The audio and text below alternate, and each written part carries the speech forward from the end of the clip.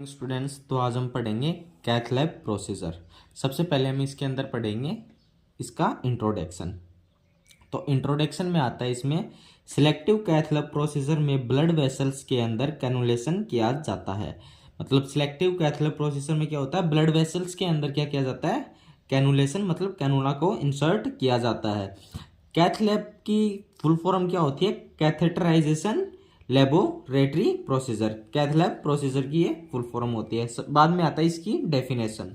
Definition में क्या आता है, कैथ लैब एक स्पेशल रूम है जिसमें ब्लड वेसल्स की स्टडी, डायग्नोस एंड ट्रीटमेंट किया जाता है, जिसके लिए contrast media and fluoroscopy guidance की आवश्यकता होती है। कैथ लैब क्या है, एक स्पेशल रूम है जिसमें ब्लड वेसल्स की स्टडी की जाती है या फिर डायग्नोस और ट्रीटमेंट किया जाता है, जिसके लिए कॉन्ट्रास्ट मीडिया और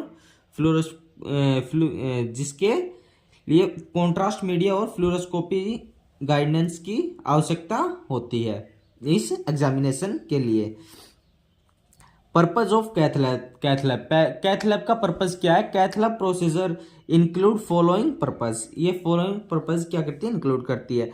एब्लेशन और एंजियोग्राम या फिर एंजियोग्राफी या फिर angioplasty, implantation of pacemaker, biopsy या स्टेंटिंग।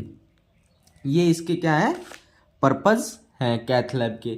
फिर नेक्स्ट पॉइंट आता है अपना इक्विपमेंट्स। कौन कौन से इक्विपमेंट्स इसके अंदर यूज में लिए जाते हैं। Fluoroscopy unit with image intensifier, flat panel detector, monitor screen, injector pump या एंजियोप्लास्टी बैलून्स और डिफाइब्रिलेटर, ये इसके अंदर इक्विपमेंट्स यूज में लिए जाते हैं। फिर आता है इसमें पेशेंट प्रिपरेशन, इसके अंदर प्रिपरेशन। फिर पेशेंट की history and physical examination cardiologist और वस्कुलर सर्जन के द्वारा की जाती है। Some blood test should be checked, मतलब जो सम ब्लड टेस्ट होते हैं वो चेक किए जाते हैं। ECG should be done of the patient की ईसीजी की जाती है। AST should be checked, AST check किया जाता है। फिर patient and note bite by mouth before 8 to 10 hour of the examination. Patient को क्या बोलते हैं, कुछ भी खाना नहीं है एग्जामिनेशन से 8 से 10 घंटे पहले। Procedure explain hospital gown, patient को बोलेंगे हॉस्पिटल गाउन पहनने के लिए। Consent form should be sign by the patient, और क्या कंसेंट फॉर्म क्या करवाएंगे, पेशेंट से साइन करवाएंगे। और प्रोसीजर एक्सप्लेन करेंगे किसको, पेशेंट को, और हॉस्पिटल गाउन पहनने के लिए बोलेंगे। फिर नेक्स्ट पॉइंट आता है इसके अंदर पेशेंट प्रोसीजर में क्या आता है, patient is position on the examination table.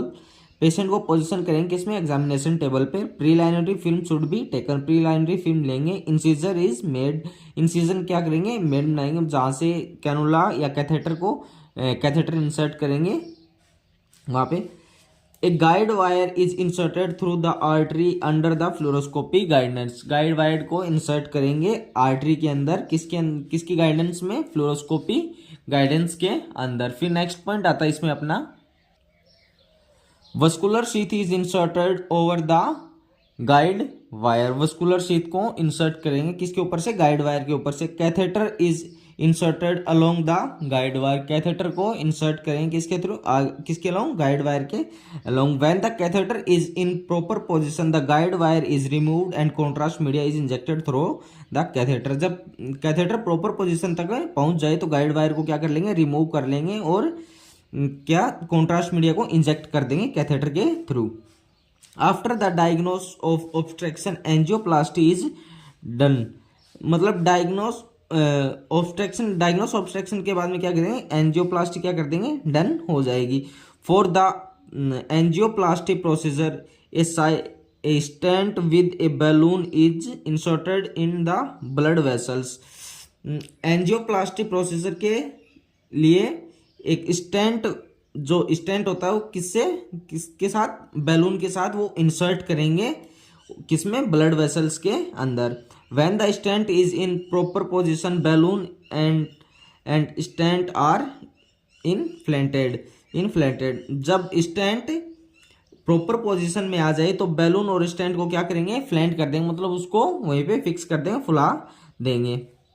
फिर आता है in this process blocked blood vessels are open. इस प्रोसेस से क्या होता है, ब्लॉक्ड जो ब्लड वेसल्स होती हैं वो ओपन हो जाती हैं। स्टेंट को इसी स्थान पर छोड़ दिया जाता है जिससे डक्ट ओपन हो जाती है। स्टेंट को क्या कर दिया जाता है, इसी स्थान पर छोड़ दिया जाता है जिससे जो डक्ट है वो ओपन हो जाती है। फिर आती है इसके अंदर कॉम्प्लिकेशन, इसके अंदर क्या क्या कॉम्प्लिकेशंस आते हैं फिर वो पढ़ेंगे अपन इसमें। Bleeding at the site incision, मतलब साइट इंसिजन जहाँ से अपने गाइड वायर कैथेटर डाला है वहाँ पे क्या हो जाए, ब्लीडिंग हो सकती है। Nausea, itching, kidney damage, allergy reaction, allergic reaction, blood clot या ब्लड वेसल्स डैमेज हो सकती है। फिर इसके अंदर अपना नेक्स्ट पॉइंट आता है after care. Patient should be monitored in monitoring room. Patient को क्या करेंगे, मॉनिटर करेंगे किसमें, मॉनिटरिंग रूम में। Vital sign should be check, जिसमें क्या करेंगे अपन, रेगुलरली वाइटल साइन चेक करेंगे। Patient should take rest from some days, patient को बोलेंगे कुछ दिनों तक बेड रेस्ट करने के लिए। तो आज की क्लास अपनी यही समाप्त होती है। अगर वीडियो अच्छी लगी हो तो लाइक कर देना, चैनल को सब्सक्राइब कर देना। मिलते हैं नेक्स्ट वीडियो के साथ, नेक्स्ट क्लास के साथ। थैंक यू, आज के लिए इतना ही।